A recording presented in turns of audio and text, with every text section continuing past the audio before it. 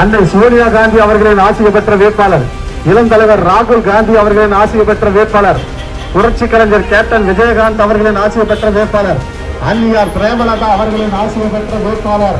எல்லாருக்கும் வணக்கம். அதாவது சில தொகுதியெல்லாம் போனா ஏண்டா போனோட திருவள்ளூர் தொகுதி வந்த உடனே எவ்வளவு சந்தோஷம்னா உங்க எல்லார் முகத்திலையும் அப்படி ஒரு பூரிப்பு. அதுக்கு ஒரே காரணம் எனது அண்ணன் விஜி ராஜேந்திரன் தான்.